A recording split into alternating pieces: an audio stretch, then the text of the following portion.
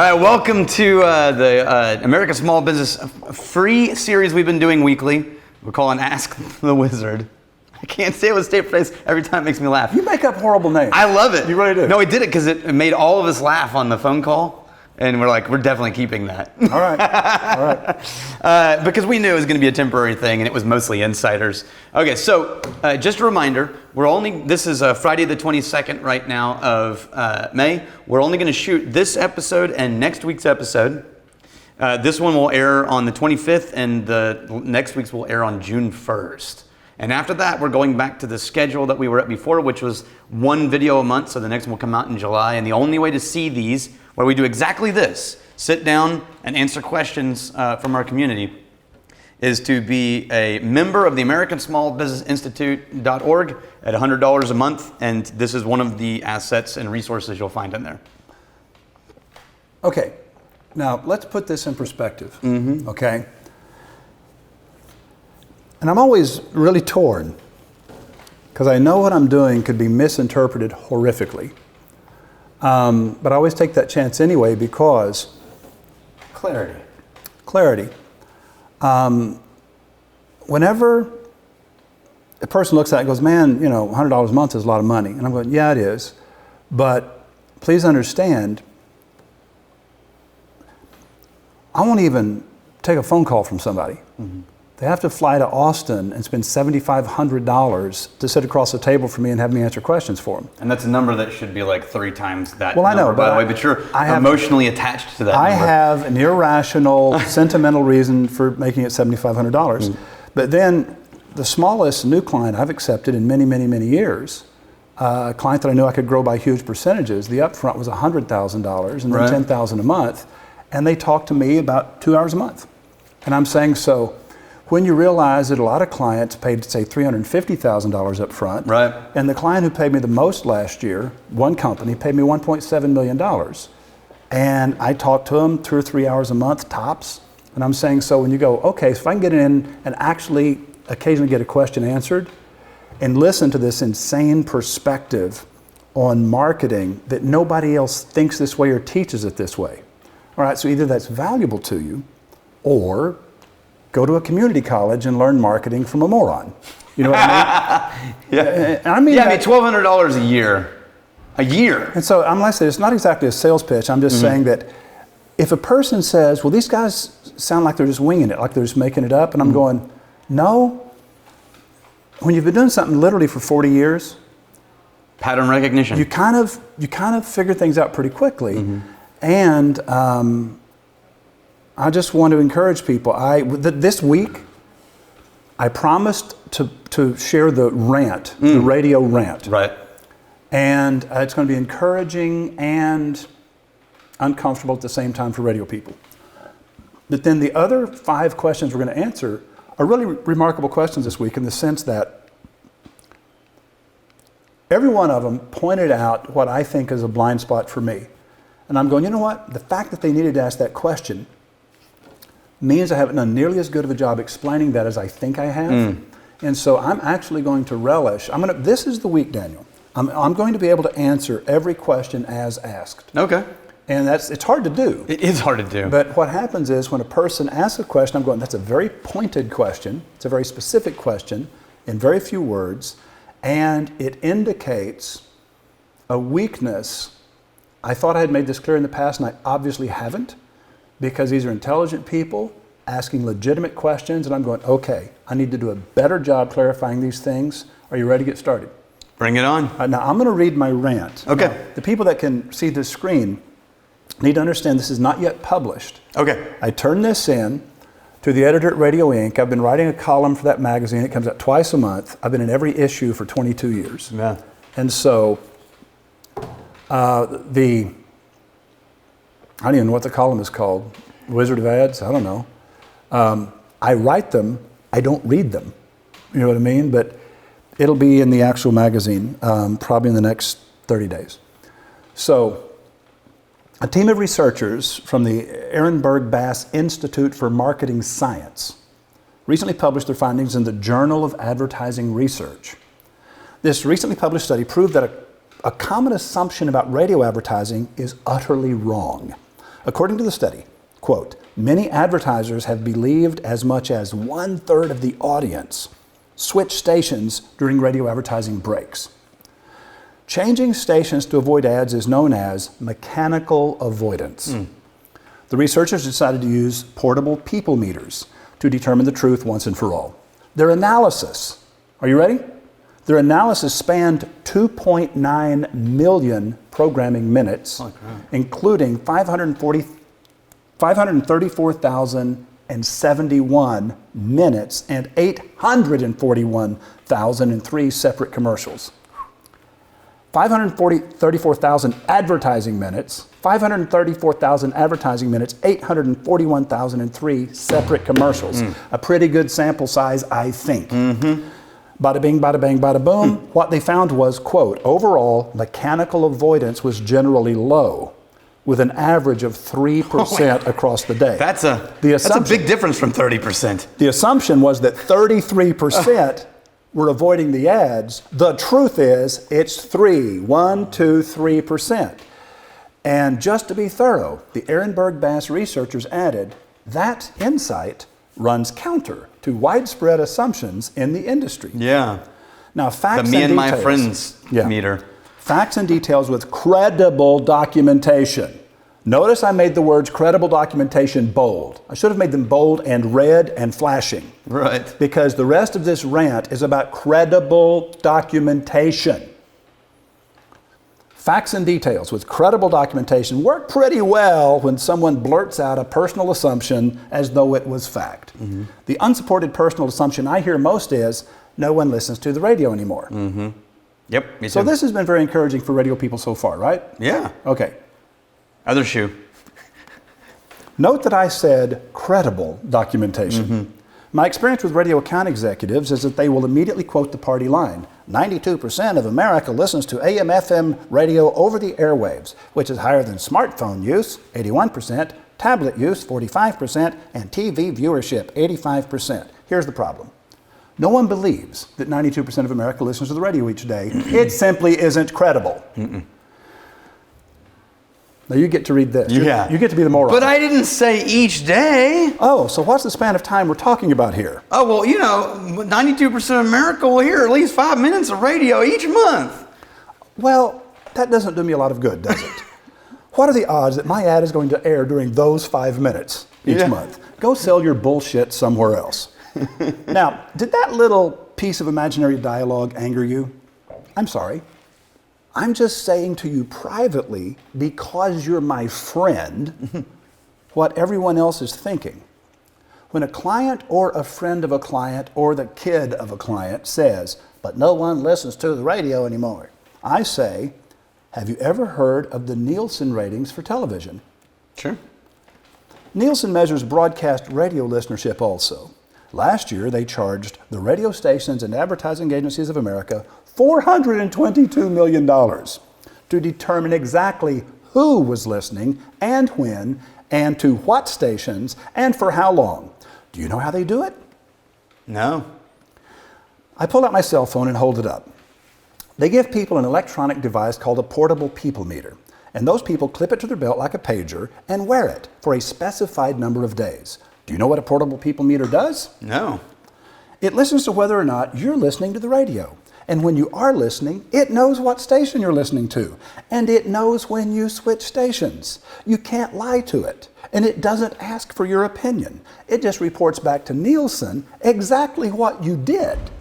Not what you think you did, what you actually did. Have you ever heard of the Gallup poll? Sure, they're famous for the measuring opinions of the nation. Do you know the final intabulation sample size that Gallup uses to scientifically measure the opinions of 328 million Americans? No, I remember it's statistically small. It's never more than 1,510 people. But it's accurate enough. 1,510. Do you know how many people Nielsen will poll in Detroit for a radio listenership report? No. 1,584. In Dallas or Atlanta, it's 1,600. In San Francisco, it's 2,366. So when you look at their sample sizes and their methodology, Nielsen numbers are pretty freaking bulletproof. The bottom line is that you were half right. Only about half of the population of America spends enough time listening to the radio each week to make it feasible to efficiently and affordably reach them using radio. When my 56 partners and I look at the market-by-market reach and frequency analyses for clients across the US and Canada and Australia, we consistently find we can reach about 46% to 48% of any city 3 times within 7 nights' sleep, every week, 52 weeks in a row. Right. The other half of the population doesn't spend enough time listening to make it feasible to reach them 3 times a week. Yep. So what do you mean 3 times within 7 nights' sleep? Radio is mass media, and they call it mass media for a reason. It reaches the masses. The highest and best use of radio is to use it to charm and seduce decision makers and influencers so that you become the provider they think of first and feel the best about when they finally need what you sell. And to accomplish this level of retention, you need to reach the average listener at least 3 times within 7 nights' sleep, and you need to do that 52 weeks a year. Well, that sounds expensive. Are you doing any online marketing? Yes. So you're familiar with cost per click and cost per impression, right? Yes. Of course. Of course. When you have the kind of radio campaign I'm talking about, your online conversion skyrockets and your cost per sale plummets because when people see your name online, they go, oh yeah, I love those guys. So you get the click, the lead, and the sale thanks to radio. Mm-hmm. You never did mention the cost. We buy big 52-week schedules, and we often buy all the stations in a broadcast group for a person to hear an interesting and entertaining 60-second ad. The cost is about 1/4 of a penny per repetition. Oh, so 60-second ad. Not even a penny a week at 3 times. No. We spend about 3/4 of a cent per week, about 40 cents per person per year, for a person to hear a 60-second radio ad 3 times every week, 52 weeks in a row. Right. So for a person to hear a 60-second radio ad, actually hear it 1 time, costs about 1/4 of a penny. Now compare that to your cost per click.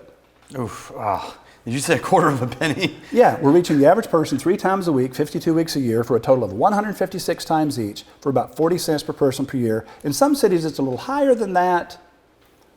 In other cities, it's a little lower. Mm-hmm. Based on what? Usually, it's time spent listening. Ah, what do you mean? The more time a person spends listening to the radio, the fewer the number of ads you need to run for them to hear that ad 3 times. The thing that affects time spent listening the most is the amount of time they spend in the car. Some cities have longer average commutes than other cities. I should probably look into using radio. Yeah, you probably should. Yeah. So here's the point. I was on the phone with Devin, who will be here before this is over, because he wants to talk to me about some stuff. Okay. And he sent over this client that we just accepted as a new client, which will probably be the only new client we accept this year, is based in Salt Lake City. And so Devin put together a buy in Salt Lake City, and he is reaching 43% of Salt Lake City, very first year, with a pretty small budget, frankly. 43% of Salt Lake City, 3.1 times a week, for quite a bit less than we thought it was going to cost us. It was above 40 cents per person per year. But it was still a manageable amount of money, and the client should be over the moon, because when 43% of the people who breathe through their nose, I'm not talking target audience crap. Right, just I'm people. talking about if you're at least 18 years old, you're going to hear 43% of the people that breathe through their nose in Salt Lake City are going to hear a 60-second, no, in this case they're 30s, that's right. Because it was such a small budget, I went with 30s instead of 60s. They're going to hear that 30-second ad 3 times a week, 52 weeks a year, 3.1 times on average, 52 weeks a year, for an amount of money that was affordable to a pretty small company. So, Devin put that buy together in the past couple of weeks. We were having that discussion on my drive over here. And so this is not something where we don't know what we're talking about. I'm saying, I'm sorry. This is unbelievably straightforward. And the reason you can't expect the exact same price city to city, if people don't have a long commute, it takes more ads. Yeah. To reach them 3 times. And if it's a city like LA, where the average person spends like 2 hours a day in their car, 2.5 hours just getting to and from work, man, they're listening to a crap ton of radio. And it's a lot easier to reach them 3 times because the time spent listening is so high. Right. All right. Daniel, Roy, and Remind them where Ryan is. being lazy. Just didn't bother to show. Had something more important, I guess, like a anniversary or something, from what I understand. His 17th wedding anniversary. Yeah. It's totally not more important than sitting here with me and Roy, but whatever. It's fine. Thanks for helping last week with Super Ron's grocery store. It was greatly appreciated. I was able to pull a couple of nuggets out of your answers. As a follow-up to last week's question, could you do a flyover of the character diamond? It's obvious I don't have down the principles. And so a flyover, all right? I'm going to do that. Just doing a flyover. All right. The personality of a brand is determined by 3 or 4 core attributes that determine how that brand thinks, acts, speaks, and sees the world. The premise of a character diamond is this. If your brand has personality, people will connect to it. If your brand has personality, that personality must be consistent through all of your marketing channels, including the way you answer the phone. Channel alignment is that your texts, your emails, your live chats, your telephone people, your salespeople across the sales counter or in the customer's home, if it's a home service company, every point of contact, the web copy, should reflect that same voice and style and belief system and way of thinking and way of communicating. And it's not up to each individual employee. We don't give a crap what you prefer. It is companyality, not personality. It's all of us as a group. Who are we in the mind of the customer? And so when you realize that a brand that has a personality is essentially a fictional character in the mind of the reader, the listener, the viewer, the customer. And if you're going to study how to create incredibly magnetic, attractive, interesting, highly engaging, imaginary characters, and keep in mind, a brand with personality is an imaginary character. Apple is a brand with personality, Dell is not. It's real simple. And most brands don't have a personality. And that's why their ads are boring and they sound like ads. And so you don't have to have a character as a spokesperson, even if it's all in print. The voice of your writing style. That's what the Monday Morning Memo, by the time they see this, it will have just come out. The Monday Morning Memo for May 25th, 2020, which is this Monday, right, is called The Voice of Cats, Dogs, People, and Books. And so when you look at the voice of a book, just think of the voice of a website, the voice of an email. Voice is the style of the narrator. It's the way they use diction and syntax. It's the way they use metaphors and similes. And it reveals a perspective, a belief system. It reveals a way of looking at the world. So that's what we're talking about. We're talking about character diamonds. Right. We're talking about how do you craft interesting, engaging personalities. Novelists know how to do this. Yeah. Screenwriters know how to do this. If you're doing a sitcom, you damn sure know how to do this. They just do not teach this in any advertising school of the world. I was taught this by David Freeman, who miraculously sent me an email this morning. Because last week I mentioned I'm working on a screenplay. Right. So David sent this long email. It's $1 million email he sent me. And I noticed, just advice and his thoughts new title, after he got back from 7 years in India, right, okay, he is executive vice president of one of the divisions of Disney. And so, all right. Yeah, so he comes back and Disney like snaps him up and puts him in charge of one of their entertainment divisions as executive vice president. And I'm going, well done, Dave. And so, this is a dumbed down, hyper abbreviated thing that David may strangle me when he sees it because it doesn't reflect the majesty and the beauty of what he teaches. Right. But it's dumbed down to suit our purposes in advertising, right? So, remember, the goal of the character diamond is it determines how this character thinks, speaks, acts, and sees the world. Now, the voice of a brand is an extension of its personality. A character diamond provides guidance to writers tasked with writing in the voice of the brand. It can also be used as a training aid for salespeople who are called upon to embody the spirit of the brand. And so the great companies with real good company culture, you don't get a different personality when a different employee comes up. You get the same company personality. It's not about the individual technician. It's about this is how we do it as a company. To hell with what you think you would like to portray to the customer. You portray what we tell you to portray to the customer. Does that make sense? Mm-hmm. And so if you believe that everybody should be able to do their own thing, you're never going to have a big company and you're never going to have a strong brand. You're just going to have a bunch of artsy-fartsy assholes running around doing their own thing. Now, look at the position of these numbers. 1, 2, 3, 4. It's called a character diamond, not because of a diamond in a diamond ring, because of a baseball diamond. Think of a perfect square sitting on its point, baseball diamond. 1 is at the top, 2 is at the bottom, where home plate would kind of be, and then 3 and 4. Any character diamond composed of predictable characteristics is a cliche. This is where people always screw up. They make the character diamond aspirational. Oh, this person is really friendly and really honest, and they're really happy, and they're really true to themselves, interested in other people. Yeah. They're very Givers. Generous. And I'm going, that's a freaking cliche. Mm-hmm. Happy birthday, Eagle Scout. You know, it's like, I'm sorry, that's just not an interesting character. It's a freaking cliche. Why? Because all of those things make sense together. They all agree. Right.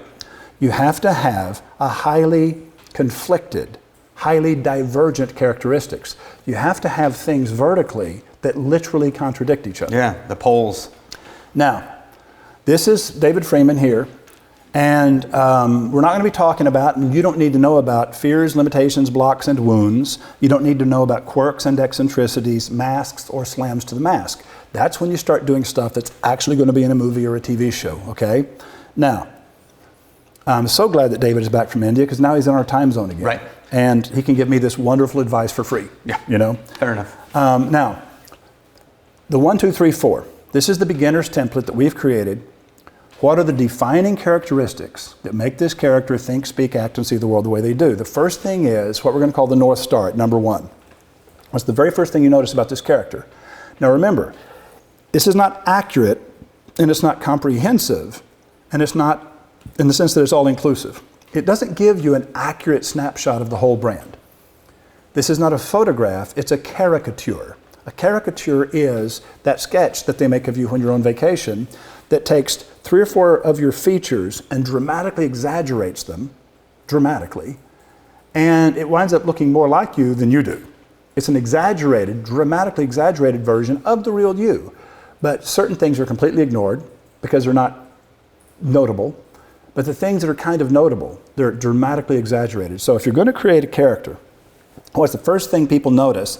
Then the counter star down here, the vertical opposite of it is, it has to contradict the North Star. It has to contradict the North Star. And so whenever you say, how about a character who is deeply religious and a hitman for the mafia and a really good dad? Tony Soprano. Mm-hmm. You got Tony Soprano. And you can do this over and over and over. Every amazingly magnetic, fascinating character always has a highly conflicted character diamond. And if you don't have that tension of these opposites, vertically and horizontally. Now the third thing is, and this is where everybody gets weak, pun intended, nobody wants to have a vulnerability, a weakness, or a flaw. If you don't have, and you don't broadcast it, you don't name it, you don't talk about it, but it does influence. You know what the vulnerability, the weakness, or the flaw of some companies is? They're unbelievably expensive. Yeah. They're the high-cost provider, and they're way more expensive than other people. I was just thinking of a whiskey for the first time ever in this character diamond, and then I was thinking of the example character that could be while you were, because I figured it out. Sure. So Lafroig, maybe one of the smokiest whiskeys on the planet, right? From the Islay Island in Scotland, right? Right. They are famous for this sort of. So what's going to be the North Star? The North Star, they're famous for this sort of give zero fucks, irreverent kind of put out advertising on their own packaging that says tastes like a cigar smoking walrus, or drinking a mermaid's bathwater. Like in an industry that's all about heritage and elegance and all this, they're like, screw you. They're just irreverent. even when you meet the guys in charge, they're It's kind of like bombastic. it's basically locker room talk. Yeah, they're bombastic, Right. ridiculous, absurd characters. However, they are actually So now you're going to tell us brilliant. about the counterstar. Yeah, the counterstars, they're actually brilliant. They come across at like making mouth whiskey. breathers. Yeah. But they're not mouth breathers. They're not mouth breathers. They're totally brilliant at making whiskey, and they have hundreds of years behind them and an astounding amount of expertise, and they're highly respected in what they do, right? Now, their vulnerability, And so that is what I'm saying is those are North Star, Counterstar. The Counterstar contradicts the North Star. You don't have really, really brilliant, insightful people with hundreds of years of tradition acting like heritage and tradition mean nothing, Right. and they're just mouth-breathing guys. Or they're who- just joking who think around, just fart don't give a jokes are shit, funny. yeah. You know what I mean? So the vulnerability is it tastes like their advertising says it does. It is not for everybody. Lafroig is not a crowd-pleasing whiskey. It's a separator. It separates those who will enjoy it from those who can't ever imagine putting this in their mouth, right? That's and they embrace that vulnerability completely. You know who it is? It's Tony Stark.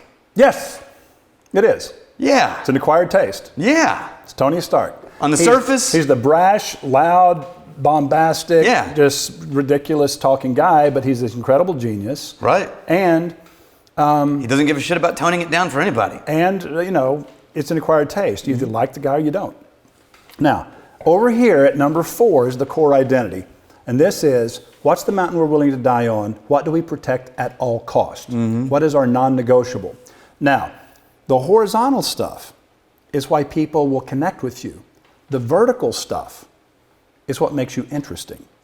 Okay? Now, most people do not create highly conflicted character diamonds. And they don't really have a vulnerability, weakness, or flaw. They just can't bring themselves to have one. Right. They just want to make this thing a little bit more happy and good and aspirational. Yeah, what's your, it's like interviewing for a job, and they're like, well, what's your greatest weakness? And you're like, well, people tell me I work too hard. It's like, that's not a weakness. I interviewed a guy one time. I've told you this. I interviewed this guy one time, and I said, so what do you think's your greatest weakness? He says, well, my greatest weakness is my honesty. And I said, well, I don't think of honesty as a weakness. And he goes, I don't give a shit what you think. I said, oh, I see now what you mean about honesty. Touche. Now I get it. That Now, makes sense, now I yeah. get it. So, You can come. go, second one. All right, second one. Also, Same guy. Oh, this is cat's back. We isn't did the it? flyover. Yeah. Also, when writing a commercial for a grocery store or any short cycle retail store that is highlighting feature products, how do you get away from ad speak? It's hard to jazz up strawberries on sale. I don't know. I'd really love to jazz up strawberries on sale. Or ribs. What do you do? The laundry? Come on, these are. That was it. Listen. This is like low-hanging fruit, Sean. Come on, man. Exactly. It's You're like, killing no. me. It's like, oh no. If you can't describe the taste of a strawberry and make people want them. Or fresh laundry. Yeah. Right? Like, oh yeah. Before you have to fold it. All right. But when it's And fresh what out of the happens dryer. is, remember, let me give you a definition for value. Value is the difference between the anticipated price and the price on the tag. And so if a person anticipates a certain price and the price on the tag is lower than that, that's a good value. If a person anticipates the price and the price on the tag is higher than that, that's a bad value. It's all about controlling the anticipated price. So if you have strawberries for $1.99 a pound, first make people want strawberries. Yeah. Spend 20 seconds making them want strawberries. Making them be like, if I don't stop and get strawberries on my way home right now, And it's kind of I like, just need a freaking and it's like, strawberry. these strawberries are going to change your life. You may Dude. not sleep for 3 nights. These things will have you jacked up so hard. I've never asked you this before. This just popped into my head. We have a rule that we teach at the academy, which is always name price then benefits, not benefits then price, when it comes to certain things, right? So don't. No. Thanks for bringing that up. Yeah. There's a qualifier. Yes. You only do that when somebody says to you, how much? Okay. And so There you when a go. person face to face says, how much? Until you give them a number, you're being evasive. So you give them a number and then you justify it. Right. But when the word how and much come together, That's when you click in that. that's when you do it. So Now in you- this one, you can just make them love it, and then when they hear $1.99, bingo. shit, I'm in. So make them crave the strawberries and then go, hey, at $1.99 a pound, you can walk out with 2.5 pounds for $5, and Yeah. that'll feed the family for like a week on strawberries. and everybody will be happier, and they'll make better grades in school, and you'll have better sex, and you won't get COVID-19. Yeah. These strawberries are, I mean, these things, they're so red that they kind of vibrate and they glow a little bit. Yeah. You're going to feel like you forgot to put your glasses on because they're slightly blurry. I worry they could be radioactive. These strawberries, they have this taste that's kind of like, man, you may even have like a little pink vapor coming out your nose whenever you eat these strawberries because they're that intense. $1.99. People go, I hope they don't run out before I get there. And you do the same thing with ribs. Yeah, ribs. You do the same thing with laundry. So yeah. Well, yeah, we've said he's the laundry list, but my brain went to laundry, but it's the same thing. Well, the point is, like we could sell laundry detergent for that matter. Of course you could. Same thing. Remember, make the anticipated price higher than the price that you name, and people go, yeah, I'd like to have that. Make them experience the ownership or the consumption of the product in their mind, and then name the price for that. Yeah, done. Roy, how often should a commercial be changed in a branding campaign? You want to change the commercial when the identical listener has heard the identical ad 8 or 9 times. All right, so over a 2 or 3 week period. If you have a 3 frequency, then you change the ad every 3 weeks. If you change it every 2 weeks, I can live with it, but they need to hear it 8 or 9 times usually. Now that's not a law, it's a ballpark. Yeah. See what I mean? And so don't get... It's like when chefs say, put in a skosh of X. Yeah. It's like, what do you mean? Well, it's like, I want to give you kind of a number so that it's not vague, but super high impact ads burn out quicker, okay? Certain ads need a little more repetition, and other times there's ads that are tied to an event or a moment, and when that moment's over, they gotta go. Right. And so just make sure an ad running too little and not getting enough repetition is actually more dangerous than an ad running too long. Right. Believe it or not. And when is it too light to rotate more than one commercial? When is a schedule too light to rotate more than one commercial? Never. And here's why. Remember, if you're rotating 2 commercials, and let's say you have a 3 frequency each week, well, you'd change them every 6 weeks because it's going to take twice as long. Right. Well, what if you have a 1.5 frequency? Then you'd change them every 12 weeks. Right. So the lower the frequency is repetition. How often will the identical same listener hear the identical same ad? Okay, that's your frequency, that's your repetition. And with a reach and frequency analysis, you can calculate that number. Right. Now, if you're trying to do it without calculating the number, let's say you work for a radio station that doesn't subscribe to the ratings, okay? Younger formats tend to be all over the dial.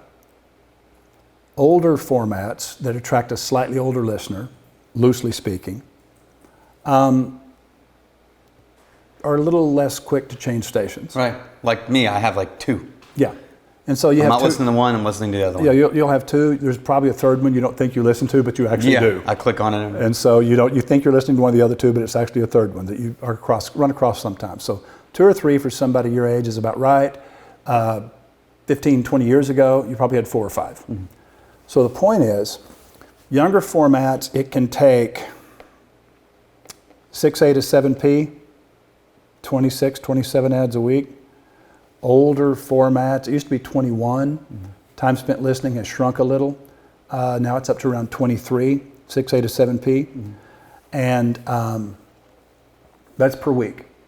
And that will usually get you in the ballpark of a 3 frequency. Might be a 2.7, 2.8, that's fine. It takes a little longer to get traction if you have a 2.7 or a 2.8 than if you have a 3.1 or a 3.2. But loosely speaking, music formatted stations, that does not apply to talk. If you don't subscribe to the ratings, remember what I said about 6A to 7P? Yeah, because once you get outside of that window, the audience size goes down and the number of ads it takes to get repetition goes up. Right. Okay, so. Cool. All right. How to apply your answer to these scenarios. Strong schedule, strong frequency. Weak schedule, but one that we can afford with less frequency. Any changes? All right. I think I answered that already. Yeah, I think you did too. And so the idea is strong schedule, strong frequency. You have, say, a 3 frequency. You change one ad runs for 2 or 3 weeks, about 3. If you're rotating 2 ads, it goes for 5 or 6 weeks before you change them. Now, the goal is, if you know what your frequency is, you need to have a gut feeling of how often the average listener is going to hear the average ad. And remember, when they've heard the ad 8 or 9 times, change it. Identical same listeners heard the identical same ad 8 or 9 times, change it. That's the answer. Cool. Can you explain the difference between branding and customer bonding, Christine? And yeah, this is one of those where I said, I've not done nearly as good of a job as I thought I had, okay? So, if you really understand, whenever I say customer bonding, maybe you've always had that interpretation that that's branding.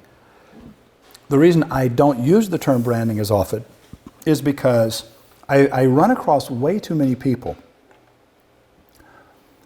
that they think branding is always having your logo is part of your branding, and the same 3 colors and all of your print color materials. scheme across all your print media. Yeah, it's your color scheme, your font selection, and the way that you lay it out. Maybe on the page, it always has this image here, and it has a thing here, and here's where the text goes. And people think that a visual style guide is part of your brand.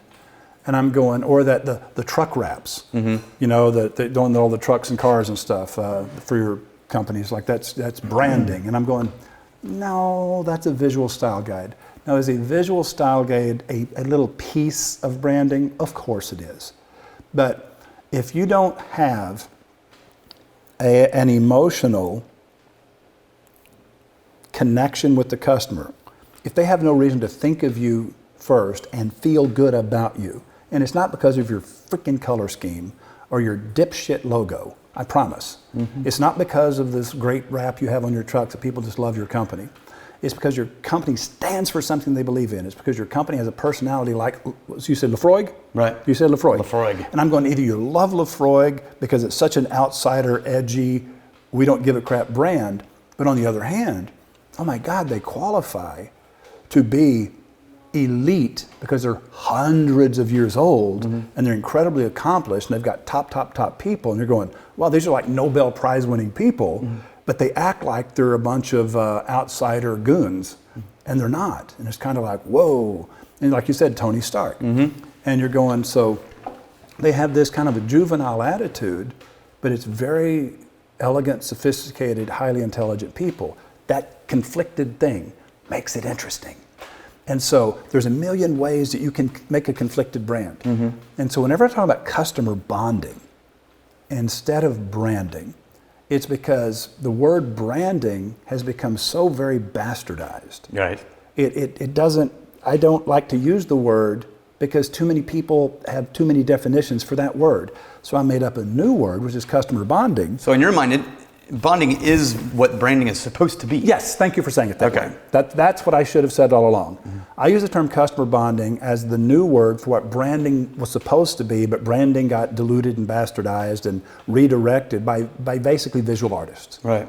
Visual artists and layout artists and guys that design logos. We'll create your brand for you. Exactly. And I'm glad it doesn't have shit to do with a brand. And so, well, it does, but that much. Character diamonds. And honestly, I would argue that the only time graphics truly contribute to branding is if the graphic is recalling the bond. As a standalone, it's irrelevant. It's exemplifying the bond. Yeah. It's reminding you of the bond. It's like I see the Coke logo or the Coke thing. It's not like the color scheme makes me think Coke tastes better now. It just reminds me of everything I've always known about Coke. It's a recall cue. Yeah. So the recall cue is it reminds you of everything you've always known, and you associate that symbol with all of these beliefs and feelings and ideas. Same thing is true of Budweiser. Right. They didn't create it out of thin air. Exactly. Yeah. I like that. Typical branding of like color scheme shit and logos is just recall cues. The real bonding has to happen elsewhere. It's just a trigger to make you remember the personality that you fell in love with. Roy, can you explain the difference between branding and name recognition? Another question. Yeah. Okay. Again. Are we going to assume with this question it's our version of branding? Like you've already bonded with the customer? Okay, yeah. What I'm going to say is I'm going to rephrase this because I think Sandy actually was saying customer bonding. Right. So can you explain the difference between actually having a connection with the customer and simple name recognition? Right. Yeah. You can achieve name recognition, but that doesn't make people, makes people, yeah, I've heard of them. I've heard of them, don't really care. I don't know anything about them. Right. I've heard the name. Now, when does that work? It works in politics when you don't give a crap about who's county commissioner. When you pick up you have one guy you're voting for, and then like 80 votes do you have to make. And what you're happens like, is, I've heard that guy's name. yeah, exactly. So what happens is name recognition works when you're running for sheriff or county commissioner Right. or justice of the like, peace. I'm pretty sure everyone's going to do some version of a good job. Exactly. This guy sounds familiar. So it There seems must like be a this reason guy, for he's it. working a little harder at getting elected. You know, I see his signs all over, I hear his name. So name recognition is actually very easily accomplished. Mm-hmm. Name recognition just requires repetition, and the more interesting your name, or the more rhythm your name has, or the more unusual your name or funny your name. If your name is Ed Sullivan, or I've always wanted to do a political campaign where you don't buy any graphics or lawn signs or any of that bullshit. You just spend 100% of your budget on having a hot air balloon fly around the city for like 2 months. and drop candy on the people. Yeah, just like Hannah, but just your name on a giant hot air balloon. And in 2 months, everyone's like, everyone has seen the hot air balloon. It's ridiculous. Now, Every once in a while, a guy drops things out of the basket. in one of my books, first or second one, is a chapter that growing up in Oklahoma, it was in the early 70s. I wasn't even old enough to drive. Anytime we were going anywhere, even if it was back roads or the highways or anything, on the barbed wire fences in Oklahoma, all the roads, all of them, have barbed wire fences with cows or something over there. And attached to the barbed wire fence with some baling wire would be a car hood or a door or a fender from a car that had been in an accident. Right. And it was rumpled and faded. It was an old piece. It wasn't good for anything because it was damaged in a wreck. And it was spray paint. Whatever color spray paint is whatever contrasted with whatever color the hood or trunk or door was, right? That was wired up to the fence. And it would say, Hamp Baker says, drive with care. And it would say, That's great. And so listen, for like a year and a half, 2 years, everywhere you went, you'd see in the middle of nowhere, Hamp Baker says, drive with care. And so I was riding with my mom. She stopped to vote. And so I went inside and I'm sitting there and she goes in the little booth and I heard her start laughing. And then over here, I heard these people start laughing. And so every time somebody went in the booth, after a minute or two, they'd chuckle. I'm going, what the hell? And my mom comes out and she goes, Hamp Baker was running for corporate commissioner, railroad commissioner or something. And it's kind of like, oh, he won in a landslide. He got like 100% of the vote because everybody go, the only thing I know about Hamp Baker is he wants me to be sick and be careful. Now, I can't tell you the man's face or whether he was good at his job or whether he was a crook or anything else. So name recognition matters if somebody else in your category, if nobody else in your category is doing more than name recognition. You can win with just name recognition. Right. If all of your competitors are idiots. Yeah, no one's trying to bond. And so what happens is name recognition can win if everybody in your category is asleep at the wheel. Then just familiarity is enough. But familiarity with a sense of connectedness because of shared beliefs, shared values, a shared perspective, that's 1,000 times better. So that's the difference between what we'll call branding or customer bonding and name recognition. Does that seem thorough to you? Yeah, Right. I think so. Brandable chunks. Can you show us some All right, now brandable listen. chunks? I'm going to do it one time. Now, this is Wow One Day Painting. One of my clients and good friends is Brian Scudamore. He's the founder of 1-800-GOT-JUNK. It's a privately owned company. He owns it. Wow One Day Painting and Shack Shine. Now, this is and by the way, you see that logo? It's kind of that lime color and it says wow with a little smile? This is one of the reasons I just love Brian. So he loves everything Italian. He's with his family in Italy a few years ago. he goes into this gelato shop, and he sees on this fresh gelato in this 5-gallon thing they have, like ice cream stores have, and there's no scoops out of it yet. And as just a little decor on the top, they had some little half limes, and it looked like little eyes, Right. And then they got some cherries or something, and they made a little smile down under it. I forget what they used to make a smile. Right. But it was a happy face in this round container. Now, it was a kind of a green color lime. He got out his cell phone and took a photograph of it. And he said, that made me smile. I love those colors. I love this happy face. And he says, figure out how to make that gelato into a logo for Wow One Day Painting. And when you see the photograph, and you see the logo, you're going, there you go. Take your inspiration from wherever you find it, no matter how ridiculous. Yep. Take your inspiration from wherever you find it, no matter how ridiculous. And this has become a hugely successful brand. Okay. He has franchise partners all over America. We're sneaking up on $1 billion a year between 1-800-GOT-JUNK, Shack Shine, and Well One Day Painting. We'll cross the $1 billion mark in the next year or two. Okay. And so what happens is, when this was a brand new company, I said, okay, I need to create some brandable chunks. And I put all of the brandable chunks in a 60-second radio ad. There you go. I'm going to play the 60-second radio ad, okay? And I wanted to tell you the story about the happy logo and how Brian believes in magical things and happiness and positive outcomes, and that is the personality of the brand. It is the leprechaun on Lucky Charms. It is Dr. Doolittle, who can talk to animals and nobody else can. Right. It is Peter Pan, right, who can fly because he's got pixie dust. See what I mean? That is the essence of all the brands that Brian Scudamore owns. Okay? So keep that in mind. There's a character diamond for the brand, absolutely. And these are the brandable chunks. You're going to hear them in the 60-second version. Then we're going to look at the script, and I'll point them out. Okay. Okay? No, wait a minute. I gotta have some sound. There's no sound coming out of here. There should be sound. That's making me mad. Okay, so right there. I'm gonna fix this on live television right here. Hi during the show, automatically good. We should be good. So let me try this again. Wow One Day Painting is a painting company. We paint your house in one day. You wake up one morning in your old house, but go to sleep in a brand new place. It feels like magic. Wow One Day Painting is a precision team of professional painters who plan and prepare perfection and then deliver it with precision to make your home look and feel brand new in just one day. Wow!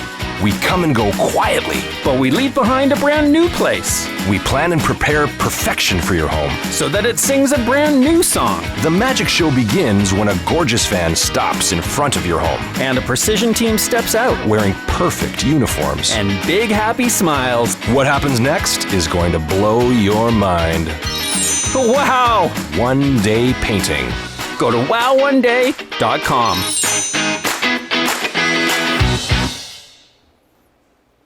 Okay, now let's look at that script. So you've heard the ad, and let me tell you a couple things. In this organization, the franchise partners get to decide for themselves if they're going to run the ads we provide for them. Oh, nice. Okay. And so, of course, the brand has digital marketing services that they will do for the franchise partners. Right. They have radio ads for the franchise partners. And when we get enough critical mass, we develop television ads for the franchise partners. And these are available, but they're not required to run them. Okay. Okay? So, what did I do to increase the likelihood that franchise partners will choose to run the radio ads? James is the managing director. He's one of the voices. Right. And so nobody knows those two voices. One is Brian Scudamore, the founder of the company. Right. And everybody that is a franchise partner adores Brian because he's an amazing guy and he's just impossible not to love. Probably part of what got him into it. Exactly. And it's a huge part of what got him into it because his brands always succeed, they never get sued, and they're never for sale.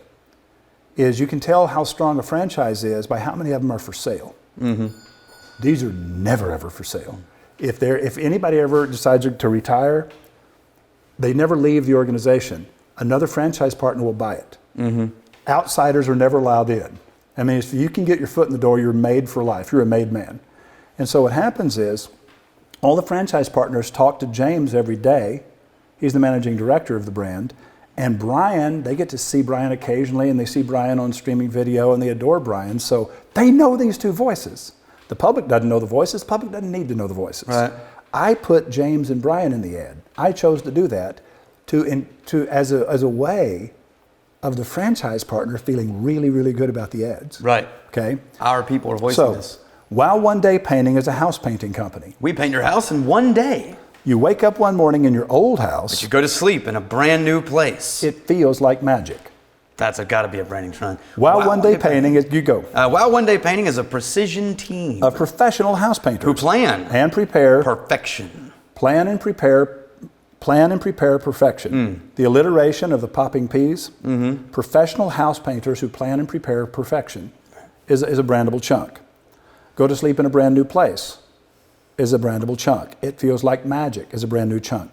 Precision, professional, plan, prepare, perfection. Precision, professional, plan, prepare, perfection.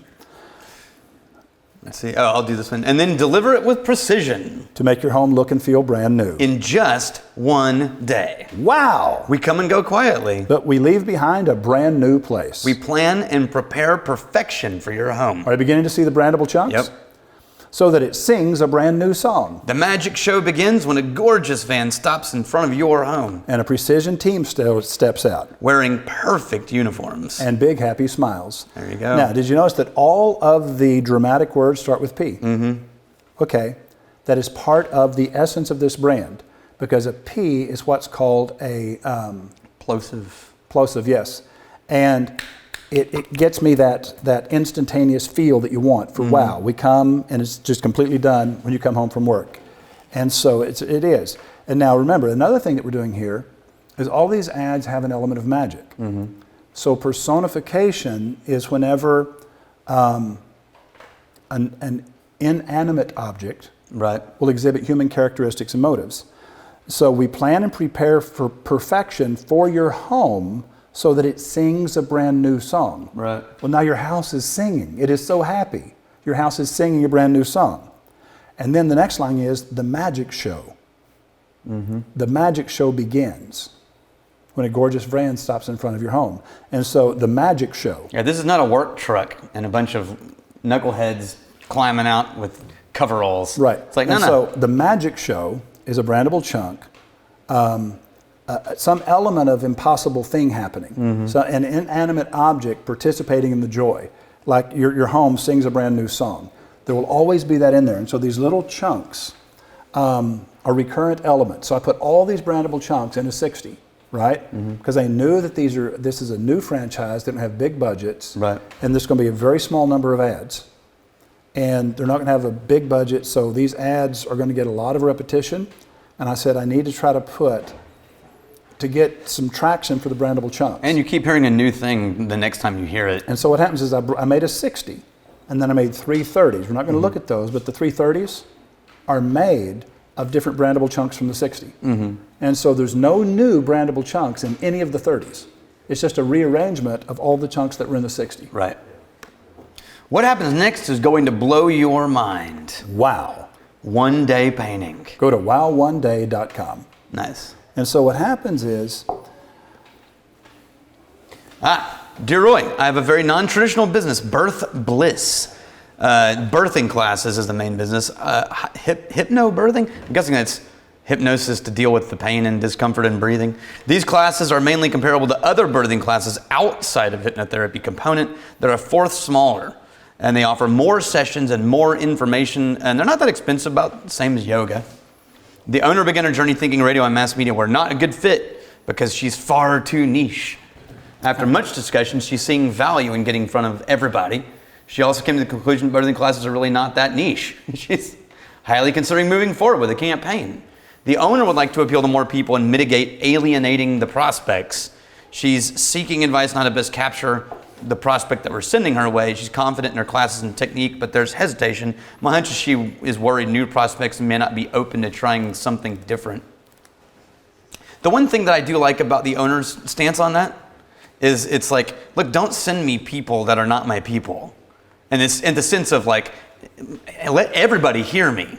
But if they're coming for me, how do I filter through the ad? You know what I mean? Which I think is probably true in this case. Do you have any advice? How do you make it accessible and palatable for more people but stay true? Anastacia. All right, let's look at this paragraph again. The owner would like to appeal to more people and mitigate alienating prospects. Mm-hmm. Alienating prospects. What would alienate a prospect? Yeah. You can alienate the people who aren't prospects pretty quickly. No. What happens is, I'm going to drop the turd in the punch bowl. Yeah, bring it on. Okay? Hypnosis. Hypnosis is not widely embraced as a legitimate tool by a high percentage of people. Right. And so what we're dancing around here is, when you say hypnobirthing, people go, oh yeah. Oh, You're bat crap crazy. Yeah. You probably hang a crystal from your rear view mirror to ward off the bad juju and the bad vibes. And so what I'm saying is you too often, and by the way, I know hypnosis is a real thing. Mm-hmm. Now, I also know why she's worried about being instantly discounted and dismissed when people understand that it is based on hypnosis. Right. Well, I don't want to be hypnotized. You know what I mean? There's too many people that don't understand what it is that's really happening. And so, if you're going to talk to the public, you have to look square into the truth of where the hang-up is. Yes. And if you don't identify vulnerability, weakness, or flaw. Mm-hmm. Hey, you know what the vulnerability, weakness, or flaw is in this character diamond? Too many people, way too many people think hypnosis is bullshit, or that it's evil, or that it's demonic, or it's a joke. It's just going to make you stand up and squawk like a chicken or something. And it's that it's not going to work. Yeah. You know, it's like, you're just talking all this trash, but it's not going to work. So what happens is, if the vulnerability, weakness, or flaw is the hypnosis element, and she knows it. Now She's afraid of telling everybody about the weakness. Yeah. Well, now here's the thing. We're going to reframe the weakness as the answer. We're going to reframe it. But the core value is the other side of the character diamond, what we protect at all cost. Okay? Now, so what's going to get their attention is the vertical. Right. And so first you have to have first thing you notice, second thing you notice that contradicts the first thing. Now the vulnerability, weakness, or flaw, I'm telling you, is hypnosis. Right. Now, and then I can't even speculate as to the core identity because you have to spend time with the business owner to know what that is. Now, all four of those things are part of creating the ad. All four of those things. And that's why I went ahead and took the time to go through Character Diamond again. Right. Because this brand faces a personality problem for misinterpreting. Yes. Misinterpreting what it is they're doing and why it works. And so the simple answer is, if she says the power of the human voice is an amazing thing, and then she has to prove that by perhaps referring to 7 years ago, and these were, and it's like certain things that, and it's not hard, lines from songs or poems or whatever, and just talk about there's certain things that take us to a different place. Things that deep inside of us that take us to a different place. And have you ever noticed that music can just transport you sometimes to a whole different place? Now, hypnosis, if you understand what it really is simply using the power that's inside words and thoughts and beliefs and language to take control of your feelings. Now, you experience this every day. Every day of your life, your feelings are altered by what other people say and do. And when you learn how to capture that power, you can have an amazingly happy, drug-free childbirth process. And so if you don't believe that songs and poems and speeches and love letters have power, then yeah, this is not for you. And so what we're using is the power of the human mind and the power of the human voice and the power that's already inside of you to control and to make that experience as memorable and as beautiful and as pleasant as any human experience can ever be.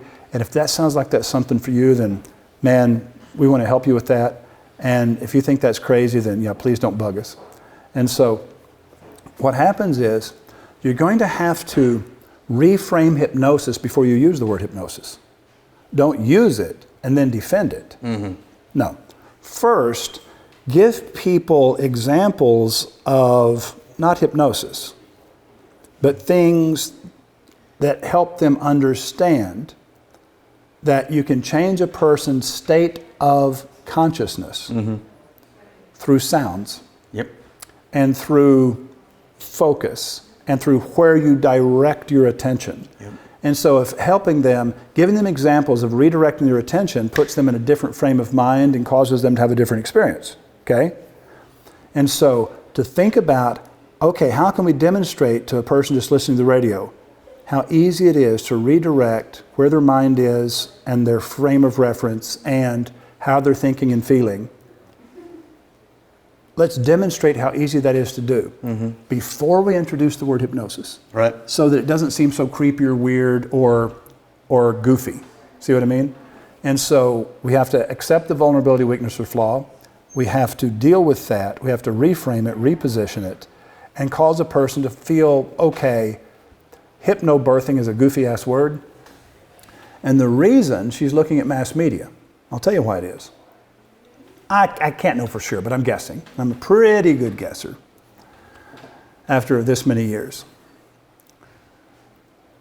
Man, this just has keyword search written all over it, doesn't it? Except ain't nobody looking for hypnobirthing. Right. It's not a thing that anybody's ever heard of, so they're not looking for it.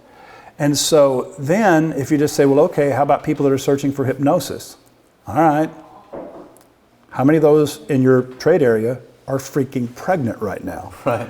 And so what I'm saying is to get pregnant people and then try to get them interested in hypno thing. You haven't dealt with it in a human way. Right. Radio or TV can deal with that whole stigma of hypnosis in a very human, soft, gentle way.